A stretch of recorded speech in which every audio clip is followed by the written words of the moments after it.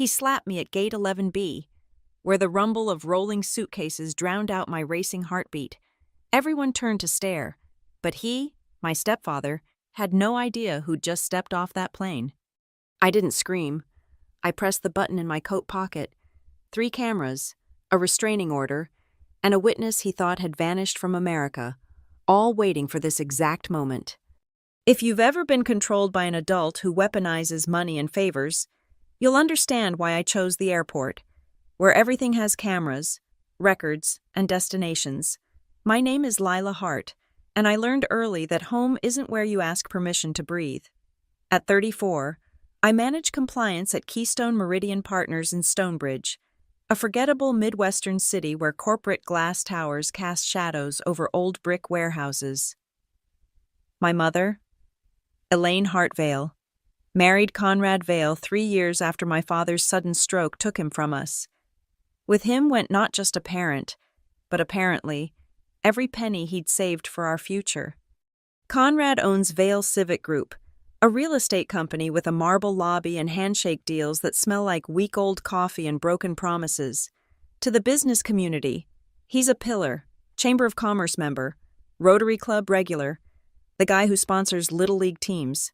At home, he's the man who reviews grocery receipts like SEC filings and times how long I spend in the shower when I visit. Everything flows through me.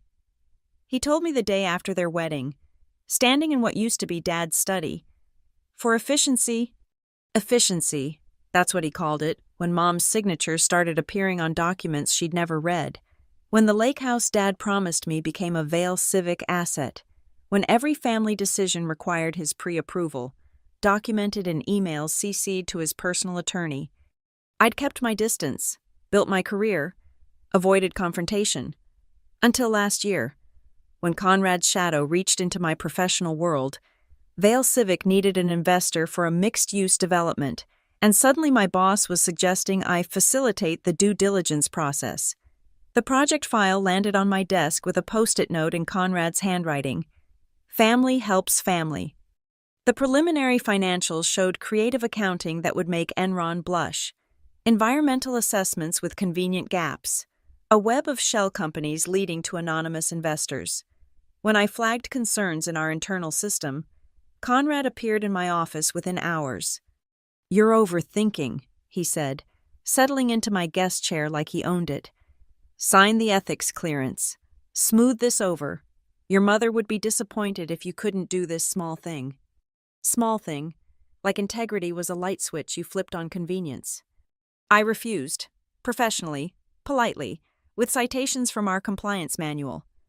His face never changed expression, but something shifted behind his eyes, the moment I transformed from stepdaughter to threat. "You're just like your father," he said, standing to leave. "Stubborn. Look where that got him." Dad died alone in ICU while Conrad was finalizing a property deal. Mom couldn't reach him for 6 hours. These are the facts I carry like stones in my pocket, smooth from handling. That night, I started documenting everything, every interaction, every veiled threat, every financial irregularity that crossed my desk, in my profession. We call it papering the file. In my family, I called it survival. The Harbor Line project died in committee, but Conrad's pressure didn't. He showed up at my gym, my coffee shop, the parking garage where I'd started checking my car for tracking devices. Always legitimate reasons, running errands, meeting clients, pure coincidence. Always with that same message. Family helps family. Mom grew thinner, quieter, her designer clothes hanging loose as Conrad's grip tightened. When I tried talking to her alone, she'd glance at corners like the walls were listening. "He takes care of us," she'd whisper. "We should be grateful." Grateful for a man who inventoried the wine cellar after every visit, who installed security cameras that faced inward, who smiled at charity galas while maintaining spreadsheets of everyone's mistakes. 3 months ago, I found something that changed everything, hidden in an old email backup, forwarded from Dad's account to his sister Nora years before his death, an attachment labeled Updated Will 2016. The document was thorough, witnessed, notarized, It left me the lake house and 40% of a trust fund I'd never heard of. Strange, considering the will Conrad produced after Dad's death left everything to Mom, with Conrad as executor. I printed both versions, laid them side by side. The signatures were close. Practiced forgeries always are. But Dad was left-handed with a peculiar way of crossing his T's. The 2018 version, signed supposedly days before his death, showed right-handed pressure marks. That night, I made my first call to Caroline Wexler, attorney at law. By morning, I had a plan that would either reclaim my inheritance or destroy what remained of my family. Conrad had taught me well. Everything flows through proper channels. Every crime leaves a paper trail. Every predator eventually relaxes their guard. And every airport has cameras. The red line was drawn the moment I compared those signatures. 2 wills, 2 different futures. One dead father who couldn't defend his final wishes. I spent weeks building my case like I'd build a compliance report. Methodical, bulletproof, boring enough that Conrad wouldn't see it coming. The 2016 will lived in Dad's email from March that year. Sent to Aunt Nora with a subject line, "For your records, updated everything today." The attachment included the notary seal of EM, certificate number 4847. Clean, professional. Exactly what you'd expect from a man who color-coded his file folders. The 2018 version appeared after Dad's death, produced by Conrad's attorney with all the ceremony of a magician pulling scarves from his sleeve. Same notary seal, same EM, but the certificate number had jumped to 7892. 3,000 certificates in 2 years? I checked the state registry. E.M. Elliot Monroe had let his license lapse in December 2017. "Maybe he renewed it," Caroline said during our second meeting, her office overlooking the interstate. "Maybe there's an explanation." But Elliot Monroe hadn't renewed anything. He'd vanished from the state entirely, leaving behind a foreclosed house and disconnected phone numbers. The forwarding address led to a P.O. box that had been closed for non-payment. I mapped the other irregularities like plotting coordinates. The Lake Alder property, Dad's weekend retreat where he taught me to fish, had been transferred to Vale Civic 2 months after his death. The signature on the deed?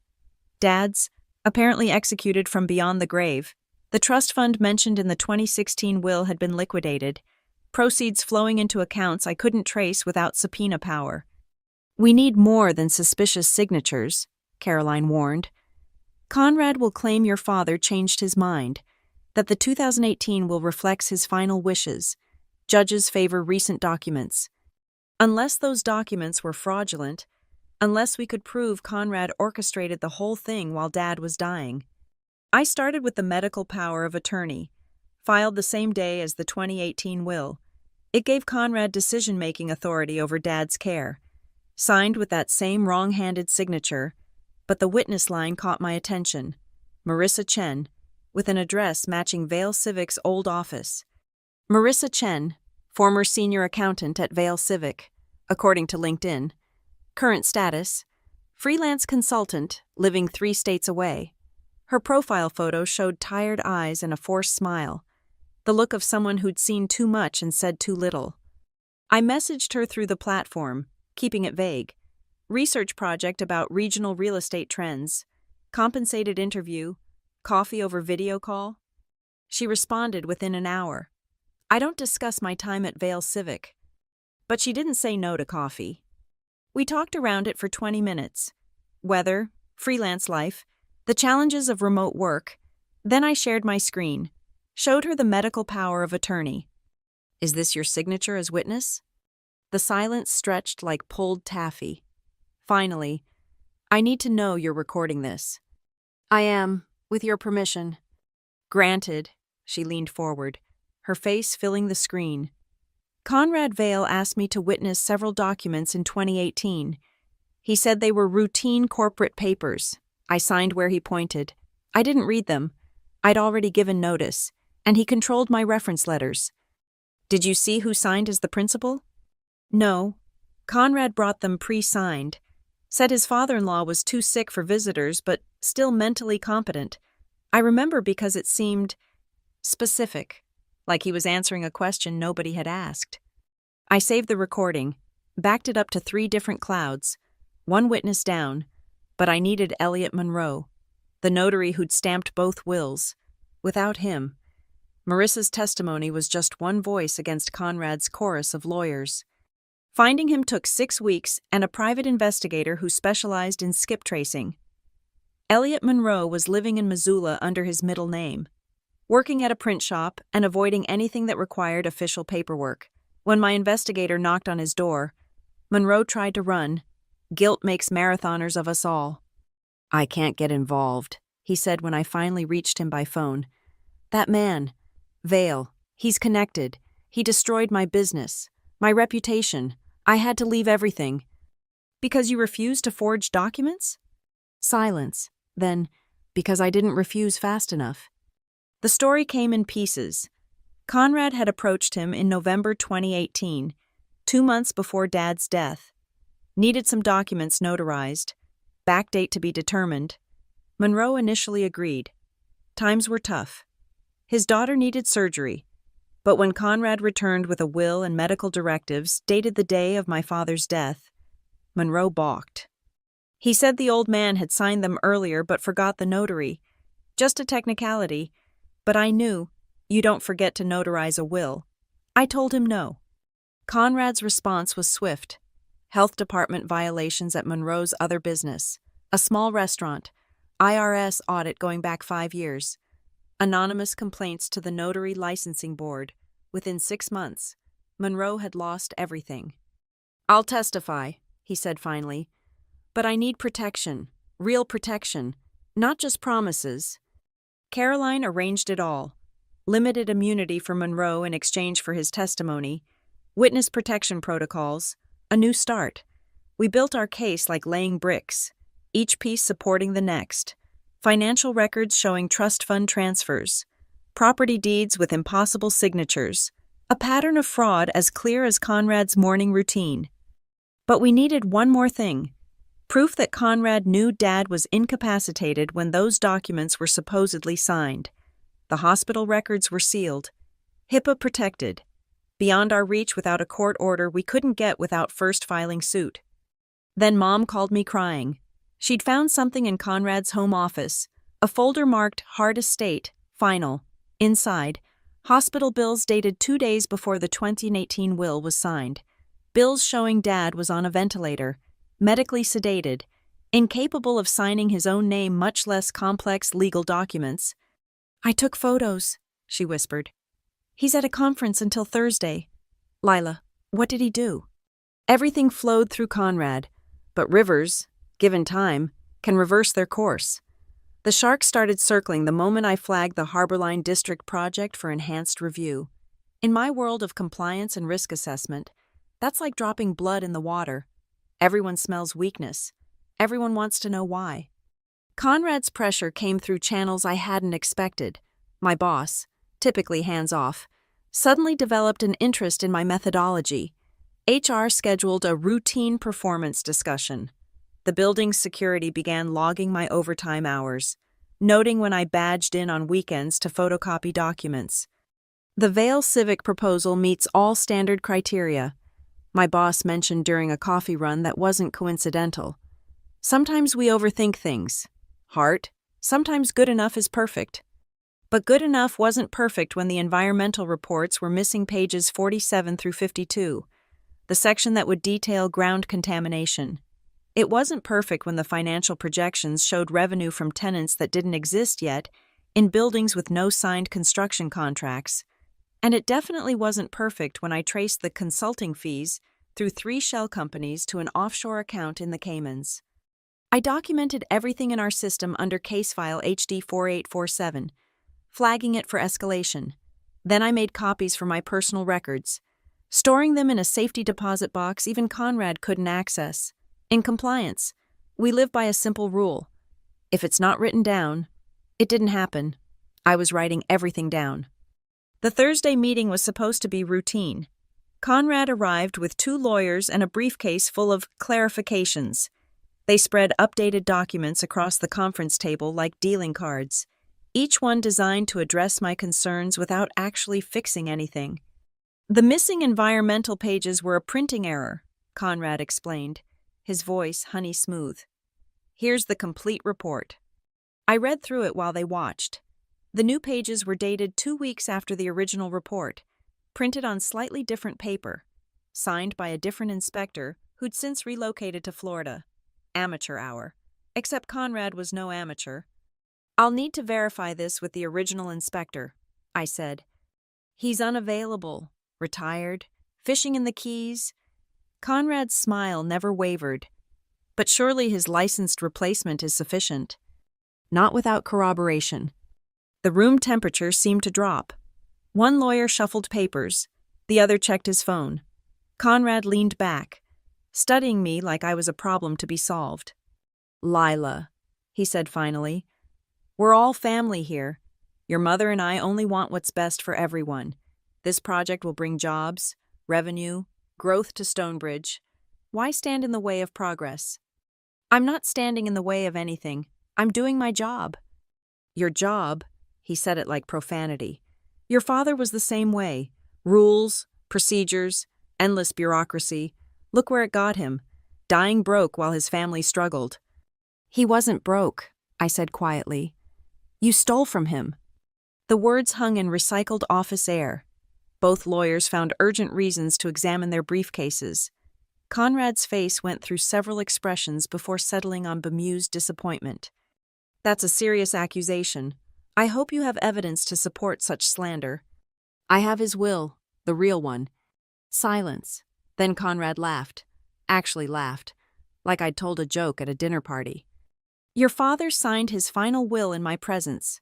The courts confirmed it. Whatever you think you have is meaningless. We'll see. I stood to leave, but Conrad's voice stopped me at the door. Lila, your mother's health is fragile. Stress could be dangerous. Consider that before you do anything rash. That night, I applied for a temporary restraining order. Caroline helped draft the petition, citing Conrad's escalating harassment, his appearance at my workplace, the veiled threats. We needed documentation of his behavior pattern before everything exploded. Judges don't like to issue these against family members, Caroline warned. We need concrete examples. I had them. Screenshots of him sitting in his car outside my apartment at 2 a.m., security footage from my gym showing him following me to the parking garage, the testimony of my doorman, who'd been asked strange questions about my schedule. But the real gift came from Mom. She'd started recording their conversations on her phone, hiding it in her purse during his lectures about family loyalty and financial responsibility. One recording caught him explicitly. If Lila doesn't sign off on Harbor Line, we'll have to reconsider her mother's living situation. Assisted care facilities are so expensive these days. The judge issued the temporary order on a Friday. It required Conrad to stay 500 feet away from me, my home, and my workplace. More importantly, it had to be served in person to take effect. Process servers had tried 3 times to catch him at his office or home. Each time, he'd somehow been unavailable, tipped off by someone in the building. We need a public place, Caroline strategized, somewhere he can't run, with witnesses. I thought about Conrad's patterns, his need for control, his predictable reactions.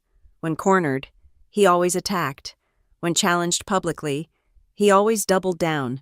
He'd spent 3 years training me to fear confrontation, to choose silence over conflict. But I'd spent those same years documenting everything, every threat, every stolen dollar, every forged signature. I'd built a case that would destroy him, and all I needed was one perfect moment to light the fuse. The airport, I said. He'll come to the airport if he thinks I'm running. Caroline looked skeptical. Why would he think that? Because I'm going to tell Mom I'm leaving town, that I've given up, can't take the pressure anymore. I'm flying to Seattle to stay with friends and think about my options. And she'll tell him? She tells him everything, not by choice. He monitors her calls, reads her texts. If I book a ticket for Friday afternoon, he'll know within hours.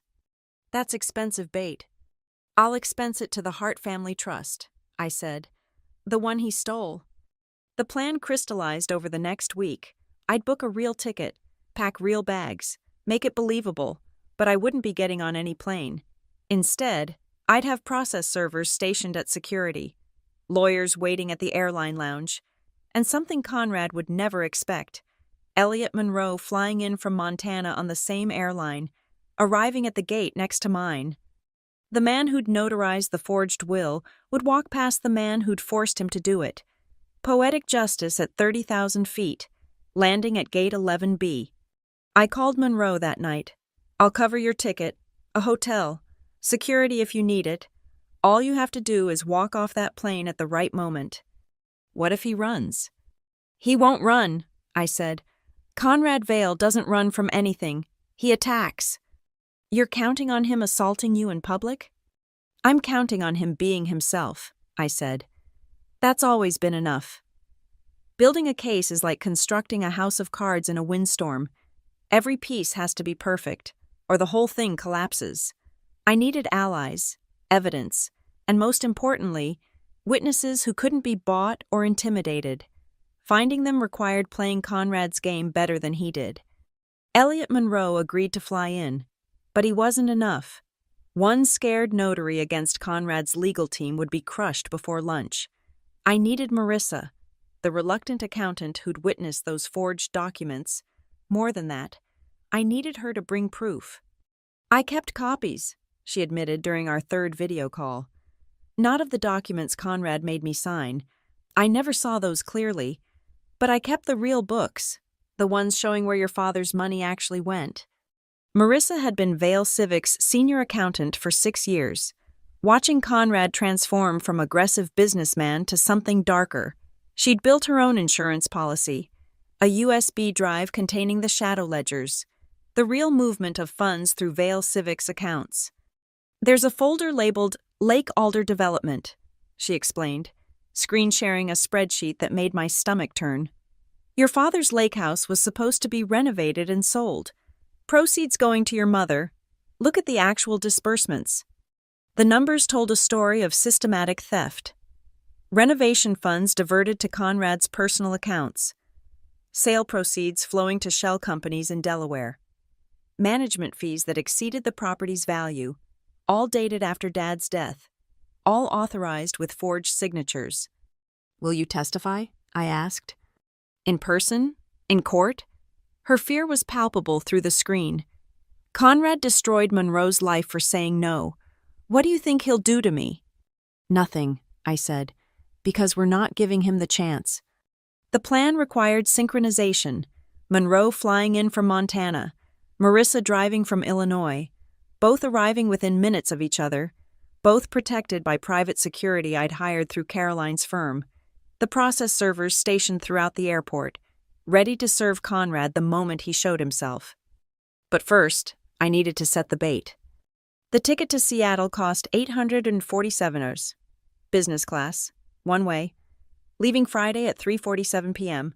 I paid with my corporate card, knowing Conrad monitored my credit reports. I packed 2 suitcases, visible through my apartment windows. I called 3 friends in Seattle, leaving voicemails about visiting soon, needing space to think. Then I told Mom. "I can't do this anymore," I said over lunch at her favorite restaurant, the one Conrad had bugged with a voice recorder in her purse. "The pressure, the threats. I'm done fighting." "Honey, no." Her panic was real. She didn't know about the plan. "We can work this out. Conrad just wants what's best." "Conrad wants control. He's always wanted control. But I'm tired. Mom, I'm leaving Friday. Maybe for good." She cried real tears. I ate my salad and felt like a monster. But sometimes you have to break something to reset it properly. By Wednesday, Conrad was escalating. He couldn't approach me directly.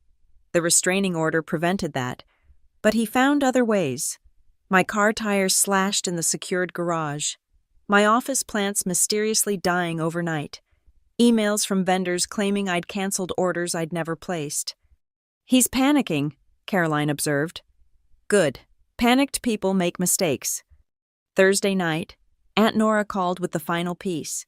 She'd been going through old family photos and found something tucked behind a picture frame. The original trust documents, signed by my grandparents, naming Dad as sole beneficiary with specific provisions for his children, not his spouse, not his spouse's new husband, his children. "The whole trust should have passed to you," Nora said. "Conrad must have known. That's why he needed the forged will, to override the trust provisions." I added it to the evidence pile: financial fraud, forgery, theft, harassment, enough to bury him in criminal charges. But first we needed him to show himself, to drop his mask in public where cameras could catch every moment. Friday morning came gray and drizzling. I loaded my suitcases into an Uber, making sure the building's security cameras caught my departure. At the airport, I checked in at the counter, chatting with the agent about Seattle's weather. Then I positioned myself at Gate 11B, pulling out my phone to review the choreography one more time. Monroe's flight from Missoula, arriving 3:15 at Gate 11A. Marissa driving in, parking at 3 o'clock, walking to baggage claim, process servers, stationed at security, the airline lounge, and the arrival gates. Caroline, waiting in the administrative offices with airport security. 3 journalists from the Stonebridge Gazette, credentialed and positioned near the gates, alerted to a major corporate fraud story breaking this afternoon. I'd given Mom one last instruction during our tearful goodbye. "Tell Conrad I'm really leaving. Make him believe it. Tell him if he wants to stop me. He needs to come himself." She'd delivered the message. I knew because at 2:47 p.m., I spotted Conrad's Mercedes in the parking garage cameras I was monitoring on my phone. He was here, probably circling like a predator, looking for the best angle of attack. I activated the recording app on my phone, clipped the backup camera to my jacket, and sent the group text. "He's here. Everyone in position." The airport hummed with ordinary life, families reuniting, business travelers rushing, announcements echoing off glass and steel. But underneath that normalcy, my trap was set, every piece in place, every angle covered, every escape route blocked. At 3:10, I stood near the windows, pretending to watch planes taxi. In the reflection, I saw Conrad enter the terminal, his face a mask of controlled fury. He'd dressed for intimidation: dark suit, calculated power stance, the look of a man who'd never lost a fight he'd started. He didn't know that behind him, a process server was already moving into position, that above him, security cameras were recording every step, that in 5 minutes, Elliot Monroe would walk off a plane and destroy his carefully constructed lies. I turned slightly, making myself visible. Our eyes met across the crowded terminal. For a moment, nobody moved. Then Conrad Vale started walking toward me, his hands already clenching into fists. The house of cards was about to fall. All I had to do was stand still and let gravity work. The slap came at 3:14 p.m., precise as a bank transaction. Conrad's hand connected with my face in full view of Gate 11B's security cameras, the sound sharp enough to cut through the ambient airport noise. My cheek burned, but I didn't move, didn't flinch, just pressed the record button in my pocket and let him reveal himself. "You ungrateful little bitch," he hissed, grabbing my arm hard enough to leave marks. "After everything I've done for your family." Travelers stopped mid-stride.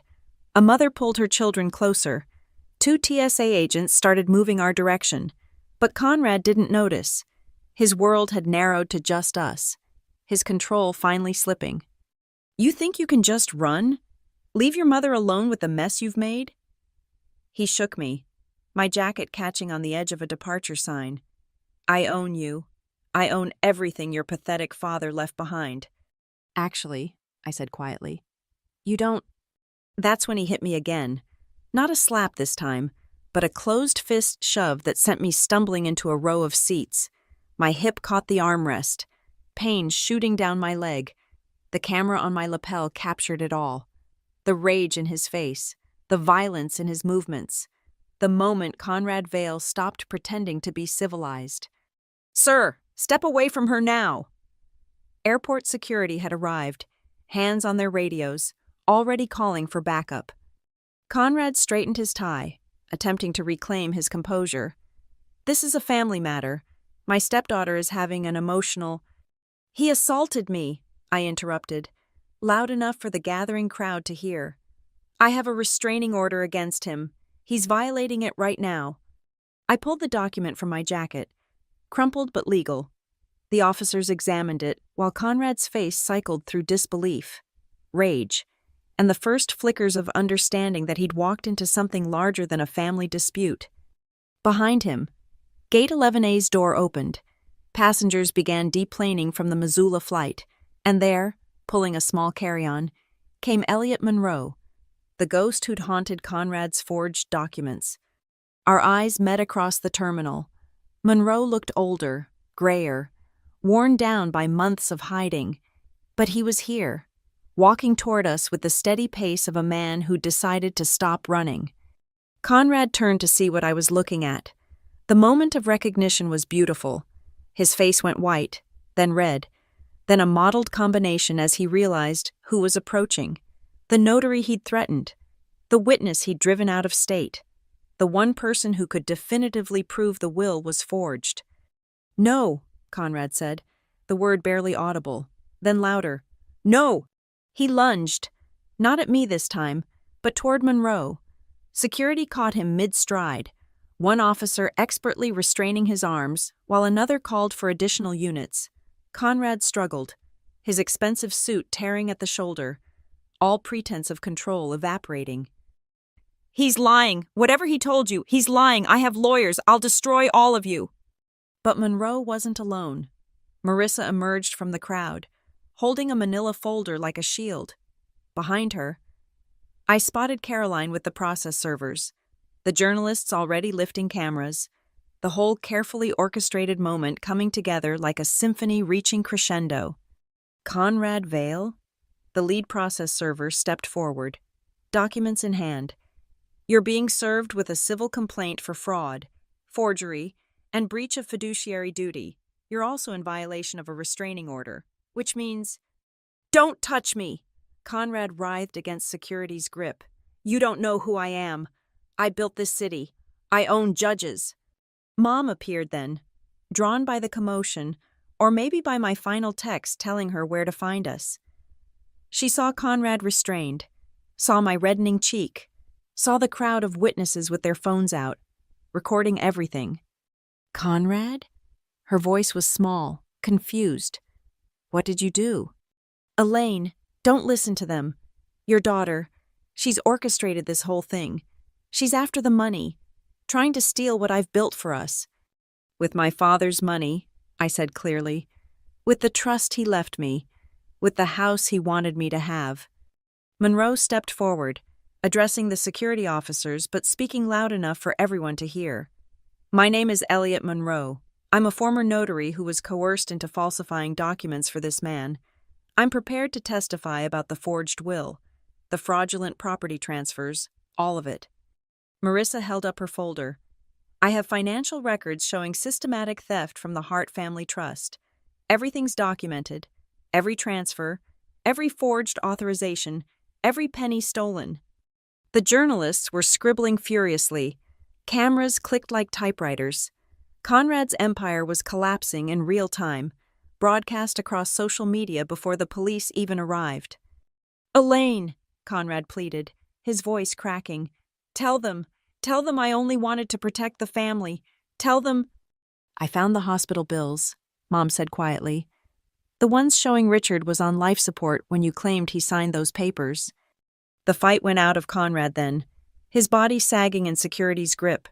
Around us, the airport continued its rhythm, announcements for departing flights, children laughing, lives moving forward, but in our small circle by Gate 11B, time had stopped. Caroline approached with the police officers who'd just arrived. "My client would like to press charges for assault, violation of a restraining order, and harassment. We have multiple witnesses and video evidence."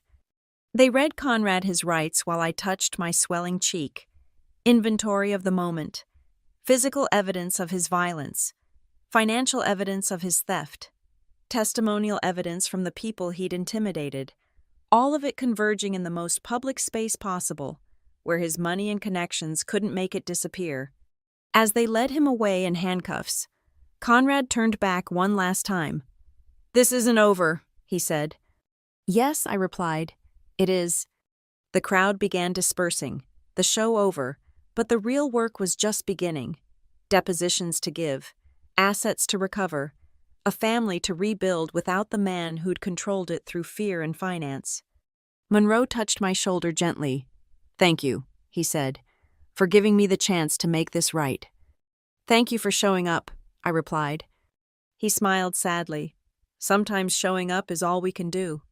Mom stood frozen, watching the police car disappear into airport traffic. I wanted to comfort her, but my cheek throbbed and my hip ached, and I had one more performance to give.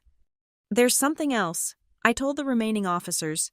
"We have evidence of extensive financial fraud. Our lawyers are prepared to turn over everything to the district attorney's office." Caroline nodded, already pulling out files. "We'll need a few minutes to brief you on the scope. It's substantial." The terminal had returned to normal around us, travelers hurrying to catch flights, unaware they'd just witnessed the complete destruction of a man who'd built his empire on stolen foundations. But I wasn't done. The slap was just the opening act.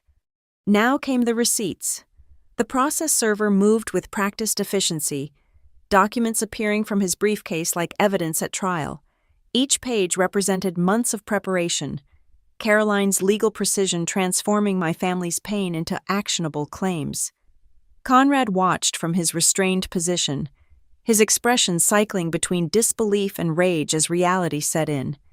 "Conrad Vale," the server announced formally, "you are hereby served with a civil complaint filed in the Circuit Court of Stonebridge County. The complaint alleges fraud, forgery, breach of fiduciary duty, conversion of estate assets, and intentional infliction of emotional distress." He held up the restraining order next. "You are also hereby notified that you have violated a valid protective order by approaching and assaulting the petitioner, Lila Hart, within the prohibited distance." The airport police took notes while security maintained their grip on Conrad. Travelers had formed a loose circle, phones out, recording everything. I recognized the exact moment Conrad realized he'd been played. His eyes darted between Monroe, Marissa, and me, calculating angles that no longer existed. "Additionally," the server continued, pulling out a thick manila envelope, "you are served with notice of emergency asset freeze pending investigation into fraudulent transfers from the Hart Family Trust." That got Conrad's attention. "You can't freeze my assets. I have businesses to run, employees." "The court can and has," Caroline interjected, stepping forward with her laptop bag slung professionally over her shoulder. "Based on evidence of ongoing conversion of trust assets, Judge Matthews signed the order this morning. It was contingent on successful service, which has now been achieved." Mom stood frozen near the departure board, her designer handbag clutched against her chest like armor. I watched her process each revelation: the fraudulent will, the stolen trust, the man she'd married revealing himself as a criminal in handcuffs. "Elaine," Conrad called out, his voice taking on a wheedling tone. "Don't let them do this. You know I've only ever protected our interests." "With my late husband's money," Mom said quietly, then louder. "With Richard's money, with Lila's inheritance." She pulled an envelope from her purse, the photos she'd taken of the hospital bills, the ones showing Dad on life support when Conrad claimed he was signing documents. Her hands shook as she handed them to Caroline. "I found these in his safe, along with emails, plans to liquidate everything Richard left behind." She looked at Conrad with something between pity and disgust. "You married me for money. Just say it." Conrad's mask finally shattered completely. "Your husband was a fool, sitting on assets, refusing to leverage opportunities. I made that money work." "For yourself," Marissa interrupted, stepping forward with her folder. "I have 18 months of records showing systematic transfers from Hart family accounts to Vale Civic Holdings, shell companies, offshore accounts, management fees for properties that were never managed." She opened the folder, revealing spreadsheets with highlighted rows. Lake Alder alone generated $2.3 million in fraudulent fees. The trust fund liquidation netted another $4.7 million, all diverted through companies Mr. Vale created after Mr. Hart's death. The journalists pressed closer, one calling out, "Mr. Vale, do you have any comment on these allegations?" "I want my lawyer," Conrad snarled. "This is harassment, entrapment." "It's justice," Monroe said firmly. The former notary stood straighter than I'd seen him on our video calls, as if testifying freed something in him. "I notarized legitimate documents for Richard Hart in 2016. The 2018 will was forged. Mr. Vale brought me papers already signed, claimed they were routine, threatened my family when I questioned them." He produced his own folder, affidavits, copies of both wills, a timeline of Conrad's coercion. "I've provided sworn testimony to the district attorney's office. Mr. Vale destroyed my business and drove me from the state when I tried to refuse." The airport police officer in charge, Sergeant Williams according to his badge, had been taking careful notes. "Ma'am," he addressed me, "we'll need you to come to the station to file formal assault charges. The security footage will be collected as evidence."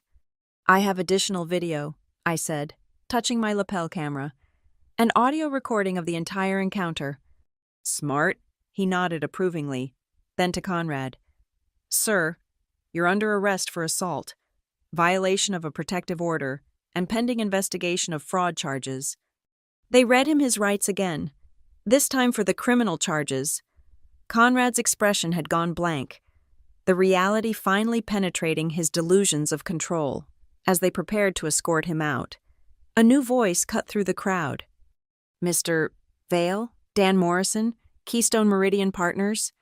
My colleague from legal emerged from the gathering, holding a certified letter. Of course, the company would send representation. We'd been tracking this situation since my first compliance report. "On behalf of Keystone Meridian," Morrison announced, "you are hereby notified that all contracts between our firm and Vale Civic Group are suspended pending investigation into fraudulent representations in your applications. Furthermore, any projects currently under review will be terminated for failure to meet disclosure requirements." The Harbor Line project, Conrad's baby, his legacy development, evaporated with those words. Hundreds of millions in potential revenue, gone. His reputation in the business community, destroyed. All because he couldn't resist trying to involve me in his schemes. "You can't do this," Conrad whispered, but the fight had left him. "I built this city. I employ hundreds of people. Who will be better off without you?" I said. "Just like my family." The police led him away, past the gawking travelers, past the journalists already typing on their phones, past the life he'd built on a foundation of other people's money. Mom watched him go, then turned to me with tears streaming down her carefully made-up face. "I'm sorry," she whispered. "I should have seen, should have protected you." "He fooled everyone, Mom. That's what predators do." Caroline gathered the various witnesses, organizing the chaos into procedural order. "We'll need everyone at the courthouse by 5 to file emergency motions. Monroe, Marissa, you'll be deposed tomorrow. Mrs. Vale, we need to discuss immediate steps to protect remaining assets." "Hart," Mom corrected softly. "I'll be taking my name back." As the crowd dispersed and airport operations returned to normal, I stood at Gate 11B watching planes take off into the gray afternoon. My cheek throbbed, my hip ached, but for the first time in 3 years, I could breathe without asking permission. "The Seattle flight is boarding," Caroline mentioned, checking her phone. "Your ticket?" "Was just bait," I finished. "I'm not going anywhere. This is my city too, and I've got a trust fund to recover." Monroe and Marissa flanked me as we headed for the exit, an unlikely team brought together by one man's greed. Behind us, the journalists compared notes, preparing stories that would run on tonight's news. By morning, everyone would know Conrad Vale's true face. "Thank you," I told my witnesses. "Both of you. I know what this cost." "Some things are worth the cost," Monroe replied. "Your father was a good man. He deserved better than what Conrad did to his memory." As we reached the parking garage, I pulled out my phone to check the recording. Crystal clear audio, every word captured, every threat documented, evidence that would play in courtrooms and news cycles, destroying the careful image Conrad had cultivated. He'd taught me well. Everything flows through proper channels. He just never expected those channels to lead to his destruction. The courthouse steps felt like a stage as we arrived at 4:47 p.m., 13 minutes before the clerk's office closed. Word had already spread through Stonebridge's legal community. Conrad Vale, pillar of the business establishment, arrested at the airport for assault and fraud. The security guard did a double-take as our group entered. Lawyers, witnesses, and me with my swelling cheek turning purple. Caroline commanded the room with practiced authority. We need to file emergency motions in 3 matters: the criminal case, the civil fraud complaint, and the trust administration. The clerk, a woman who'd probably processed Conrad's documents for years, pulled out the necessary forms without comment, but I caught her glance at my face, the slight nod of recognition. In a city like Stonebridge, everyone knew everyone's business. By tomorrow, they'd know Conrad's. Dan Morrison from Keystone Meridian had beaten us there, already filing the company's notices. He pulled me aside while Caroline handled paperwork. The board held an emergency meeting, he said quietly. Vale Civic is blacklisted from all current and future partnerships. The Harborline project is dead. We're also investigating whether any employees were compromised by bribes or threats. Check the October files, I suggested. That's when he pushed hardest. Anyone who suddenly approved marginal documents might have been pressured. He made a note. We'll need your full cooperation in the internal investigation. You'll have it. Across the lobby, Mom sat with Marissa, reviewing the financial documents that painted a picture of systematic theft. Every few minutes, Mom would gasp at some new revelation. Another account drained, another property transferred, another piece of Dad's legacy stolen. $2.3 million just in fake management fees, she whispered. How did I not see this? He was careful, Marissa explained. Multiple companies, complex transfers, everything just under reporting thresholds. I only caught it because I knew where to look. Monroe stood apart, phone pressed to his ear, likely reassuring family back in Montana. The stress of months in hiding showed in his posture, but also relief. No more running, no more looking over his shoulder. At 5:15, Caroline emerged from the clerk's office triumphant. Filed and date stamped. The emergency asset freeze is in effect. The criminal complaint is lodged, and I've petitioned for expedited discovery in the civil case. What does that mean? Mom asked. It means Conrad can't touch any assets connected to the trust, Vale Civic, or your joint accounts. The court will appoint a receiver to manage everything while we sort out what belongs to whom. And criminal charges? The arraignment is Monday. Given the violence at the airport and the flight risk, bail will be substantial. If he makes it, he'll be under electronic monitoring. The reporters were waiting outside, having tracked us from the airport. 3 local stations had sent crews, and the Stonebridge Gazette had dispatched their senior business reporter. Caroline had prepared a statement, but they wanted to hear from me. Ms. Hart, how long have you suspected your stepfather of fraud? I thought about the 3 years of documentation, the midnight hours spent tracing money trails, the careful construction of this moment. I've known something was wrong since my father died, I said carefully. Today, we proved it. Will you be pursuing criminal charges? Yes, financial fraud is not a victimless crime. He stole from my family, threatened witnesses, and built his business on a foundation of lies. Everyone who trusted Vale Civic deserves to know the truth. What about your mother? I glanced at Mom, standing beside me with newfound steel in her spine. She stepped forward. I'm filing for divorce immediately, she announced, and I'll be cooperating fully with all investigations. My late husband was a good man who built his success honestly. Conrad Vale perverted that legacy. It ends now. The questions continued, but Caroline expertly guided us away. We had one more stop, the Stonebridge Police Department, where I needed to file formal assault charges. The station smelled like burnt coffee and disinfectant. They photographed my injuries, took my statement, copied my recordings. The detective assigned to the case, a veteran named Patricia Chen, reviewed everything with sharp eyes. "Clean documentation," she observed. "You did this right. Too many victims think confrontation means losing control. You kept your head." "I learned from the best," I said bitterly. "Conrad taught me that everything needs a paper trail. He just didn't expect me to use it against him." She pulled up the airport security footage on her computer. Multiple angles showed Conrad's approach. The slap, the shove, my controlled response. Clear evidence that would play well to a jury. With this and the restraining order violation, he's looking at minimum 6 months, probably more with his attitude. Detective Chen said, "The financial crimes will add years if convicted." "When," I corrected. "When convicted, we have documentary evidence, witness testimony, and a clear pattern of criminal behavior." She smiled. "I like your confidence. Most fraud cases are hard to prove.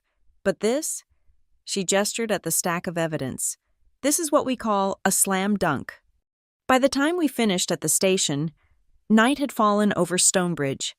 The city lights reflected off the river as Caroline drove us back to the airport to collect our cars. Mom rode with me, silent for most of the journey. "I loved him," she said finally. "Or I thought I did. How do you love someone who doesn't exist?" "He existed," I replied. "The real Conrad. We just didn't see him until now. Your father would be proud of you." She touched my shoulder gently. "Standing up to him, protecting what was yours, what was ours. Dad would have wanted me to protect you too." She started crying then, 3 years of suppressed emotion breaking free. I pulled into a parking lot and held her while she sobbed. For my father, for her mistakes, for the family Conrad had tried to destroy. My phone buzzed with messages. The story had broken online, spreading through social media faster than Conrad's lawyers could respond. Prominent developer arrested in airport assault. Fraud allegations rock Vale Civic. Witness emerges in estate theft case. Each headline was another nail in Conrad's coffin. By morning, every client would be reconsidering their contracts. Every bank would be reviewing their loans. Every partner would be distancing themselves from the Vale name. "What happens now?" Mom asked, composing herself. "Now we rebuild," I said. "We recover what was stolen. We restore Dad's legacy, and we make sure Conrad pays for every forged signature, every stolen dollar, every moment of fear he created." "That sounds like revenge." "No," I said, thinking of the 3 years of documentation, the careful planning, the perfect execution at Gate 11B. That's justice. Revenge would have been destroying him in the shadows. The way he operated. This, doing it in the light, with evidence and law and witnesses. This is what Dad would have wanted. We drove home to Mom's house, the one Conrad had turned into a prison of surveillance and control. Tomorrow, we'd hire people to remove his cameras, change the locks, reclaim the space. Tonight, we'd order takeout and plan our next moves. The war wasn't over. Conrad would hire the best lawyers money could buy, money he'd stolen from us. He'd fight every charge, challenge every piece of evidence, try to turn the narrative in his favor. But I had something he'd never expected: patience, preparation, and the kind of paper trail that would make prosecutors weep with joy. Plus, I had witnesses willing to testify, a company blacklisting his business, and video evidence of him assaulting me in front of hundreds of people. Conrad Vale had taught me that everything flows through proper channels. Tomorrow, those channels would begin drowning him in his own crimes. The courthouse corridor at 9 a.m. Monday morning looked like a war zone of expensive suits. Conrad's legal team had arrived in force, 3 partners from Whitman and Associates, the firm that had protected corporate criminals for 50 years. They huddled around their client, who wore an ankle monitor beneath his tailored pants. But we had our own army. Caroline led our team with 2 associates, flanked by the prosecutor handling the criminal charges and a forensic accountant who'd spent the weekend analyzing Marissa's records. Mom sat between me and Aunt Nora, wearing the first bright color I'd seen on her in years, a defiant red blazer. "All rise," the bailiff called. The Honorable Judge Patricia Matthews presiding. Judge Matthews had a reputation for seeing through bullshit and having zero tolerance for financial predators. Conrad's lawyers had tried to get her recused. They'd failed. "We're here for arraignment on criminal charges and emergency motions in the civil matter of Hart Vale," she announced, reviewing her files. "Mr. Vale, you're charged with assault, violation of a protective order, fraud, forgery, and theft by deception. How do you plead?" Conrad stood, his lawyer's hand on his elbow. "Not guilty on all charges, Your Honor." "So noted. The state's position on bail?" The prosecutor stood. "Given the defendant's resources, international connections, and pattern of intimidating witnesses, we request bail set at $5 million with surrender of passport." Conrad's team erupted in objections, but Judge Matthews raised one hand. "I've reviewed the evidence. Counselors, the airport footage alone shows clear assault, combined with credible allegations of multi-million-dollar fraud and witness intimidation. I find the state's request reasonable. Bail is set at $5 million. Passport surrendered. Electronic monitoring continued." But the real fight was the civil matter. Caroline presented our case with surgical precision. The two wills, Monroe's testimony, Marissa's financial records, the pattern of theft spanning years. "Your Honor," she concluded, "we request immediate restoration of assets to the Hart Family Trust, appointment of an independent receiver for Vale Civic Group, and expedited discovery to trace all diverted funds." Conrad's lead attorney, William Whitman himself, rose to respond. "This is a family dispute being weaponized by a disgruntled stepdaughter. Mr. Vale has managed these assets responsibly."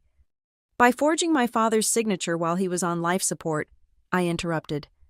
"Ms. Hart," Judge Matthews warned, "you'll have your chance to testify." "My apologies, Your Honor." But the damage was done.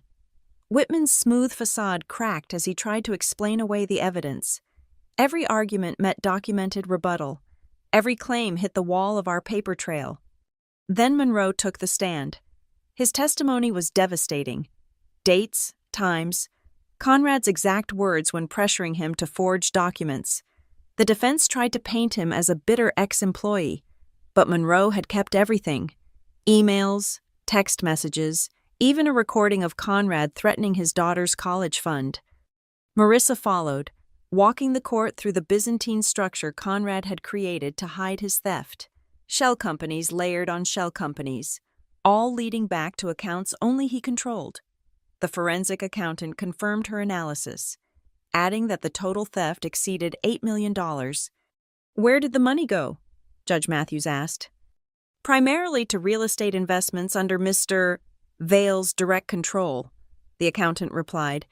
"However, we've also identified luxury purchases, boats, cars, a condo in Aspen, all bought with Hart family funds." Conrad's face had gone from red to white to a sickly gray. His empire, built on stolen foundations, was crumbling in real time. The coup de grace came when Mom testified.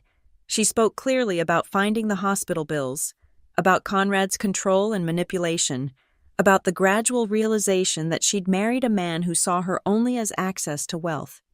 "He told me Richard was paranoid about money," she said, tears streaming. "That the family needed his guidance. I believed him because I was grieving. I trusted him with everything." "And that trust was betrayed," Judge Matthews said quietly. By noon, she'd issued her ruling: complete restoration of Hart family assets, immediate freezing of all Vale-connected accounts, appointment of a receiver to unwind the fraudulent transfers. Conrad's lawyers promised appeals, but the judge's findings were detailed and damning. As we left the courthouse, Conrad made one last attempt. Breaking away from his lawyers, he approached our group. "Lila, please," he said, desperation cracking his voice. "You don't understand what you're doing. The business will collapse.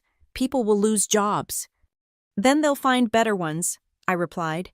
standing my ground as security moved to intervene. With employers who don't build success on theft and lies, "I made you who you are," he snarled, the mask dropping completely. "Everything you learned about business, about power." "You taught me about documentation," I agreed. "About always having evidence, about the importance of paper trails. Thank you for that. It made destroying you so much easier." Security pulled him back as he shouted obscenities. His controlled facade finally and completely shattered. The man who'd terrorized my family for 3 years was reduced to what he'd always been, a common criminal caught in his own web. 6 months later, I stood in the renovated lake house, watching sunset paint the water gold. The trust had been restored. Vale Civic liquidated to pay restitution. Conrad himself serving the first of what would likely be many years in federal prison for fraud, forgery, and tax evasion. Mom had found peace in therapy and gardening, slowly reclaiming the person she'd been before Conrad's shadow fell over our lives. Monroe had rebuilt his notary business with our help, his reputation restored by his courage in testifying. Marissa now worked as Keystone Meridian's head of forensic accounting, using her skills to catch other corporate predators. The house still held echoes of Dad, his fishing rods in the garage, his books on the shelves, photos of family trips before everything went wrong, but now it also held hope, proof that truth, properly documented and courageously presented, could triumph over lies. My phone buzzed with a news alert. Conrad's appeal had been denied. His expensive lawyers had met the immovable object of carefully documented evidence. Every forged signature, every stolen dollar, every threatening word had been preserved and presented. The paper trail he'd taught me to maintain had become the roadmap to his destruction. I thought about that moment at Gate 11B when his hand struck my face. The sting had faded, but the victory remained. He'd thought he was putting me in my place, asserting control one final time. Instead, he'd given me the final piece of evidence needed to bring him down. Outside, a boat drifted past, its occupants laughing in the evening light. Normal people living normal lives, unaware of the battle that had been fought and won.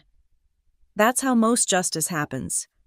Not in dramatic showdowns, but in courtrooms and documents, in the patient accumulation of truth against lies. Conrad Vale had taught me that everything flows through proper channels.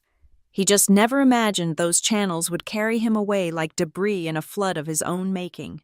The student had surpassed the teacher, using his own methods to restore what he'd stolen. I raised a glass of Dad's favorite whiskey to the sunset, to justice served cold with a side of documentation, to the family that survived and the truth that prevailed. The house was ours again, the trust was restored, and somewhere in a federal facility, Conrad Vale was learning what it felt like to have every movement monitored, every decision controlled, every moment documented. Perfect reciprocity, delivered with all the proper paperwork. Thank you so much for listening to this story. I'd love to know where you're tuning in from. Drop a comment below and let's connect. If you enjoyed this tale of justice served with a side of perfect documentation, please subscribe to the channel and share your thoughts. What would you have done in Lila's situation? Let me know in the comments.